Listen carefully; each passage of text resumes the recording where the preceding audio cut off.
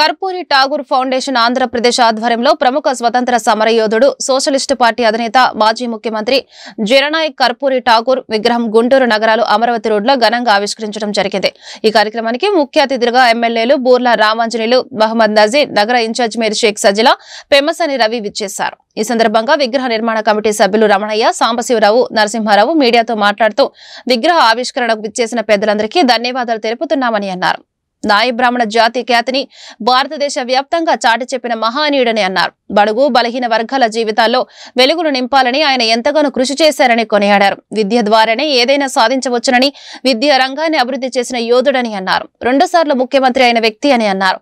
ఆయన చనిపోయినా ఇప్పటికీ 38 సంవత్సరాలైనా ఆయన జనం గుండెల్లో బ్రతికే ఉన్నారని అన్నారు। తాటికొండ నరసింహారావు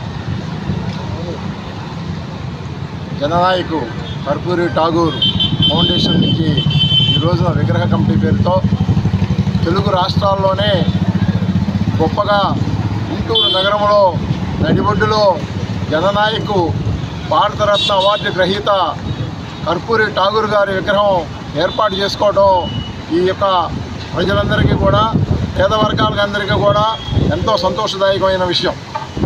ఆయన చాలా నిరాడంబరుడు, ఆయన రాజకీయ నేత, ఆయన భారతదేశంలోనే అలాంటి ముఖ్యమంత్రి, ఇప్పుడు ఉన్నటువంటి ముఖ్యమంత్రి అందరూ కూడా ఆయన చేసిన పరిపాలనని అందిపుచ్చుకునే విధంగా ఒక గొప్ప స్థాయిలో ఉన్నటువంటి వ్యక్తి కర్పూరి ఠాగూర్। ఈరోజు భూములు పంపడం చేయాలని చెప్పేసి పేదలు అడుగుతూ ఉన్నారు। ఆయన ముఖ్యమంత్రిగా ఉన్నప్పుడు బీసీలకు 27% రిజర్వేషన్లు అమలు చేసిన తొలి ముఖ్యమంత్రి కర్పూరి ఠాగూర్। భూమి పంపిణీ చేసినటువంటి తొలి ముఖ్యమంత్రి కర్పూరి ఠాగూర్।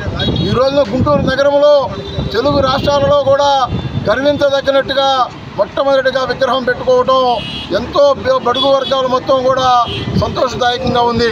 ఈ రోజున కర్పూరి ఠాగూర్ యొక్క ఆలోచన విధానాన్ని, ఆయన రాజకీయ అనుభవాన్ని, ఆయన రాజకీయ గొప్పతనాన్ని, ఆయన యొక్క నిజాయితీని మరి పేద వర్గాలు మొత్తం కూడా అందిపుచ్చుకోవాల్సిన అవసరం ఉంది, ఆచరించాల్సిన అవసరం ఉంది।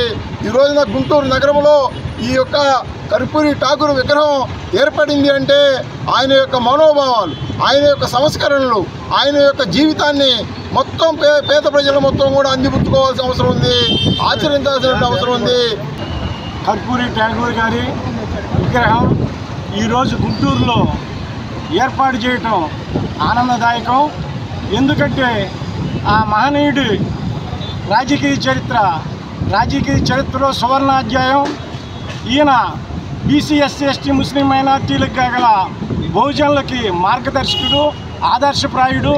1952లో మరి మన రామ్ మనోహర్ లోహియా సిద్ధాంతంతో సోషలిస్ట్ అధినేతగా చట్టసభల్లో అడుగుపెట్టి 1970 నుంచి 76 వరకు బీహార్ ముఖ్యమంత్రిగా చేసి, ముఖ్యమంత్రి అయిన వెంటనే ముంగేరేల కమిషన్ ఏర్పాటు చేసి ఈ యొక్క భారతదేశంలో బీహార్ జననాయక్ కర్పూరి ఠాగూర్ విగ్రహావిష్కరణ కమిటీ చైర్మన్ని దాదాపుగా 3 నెలల నుండి ఈ యొక్క కార్యక్రమం కోసం అహర్నిశలు కమిటీ అంతా కూడా కష్టపడుతూ ఉంది।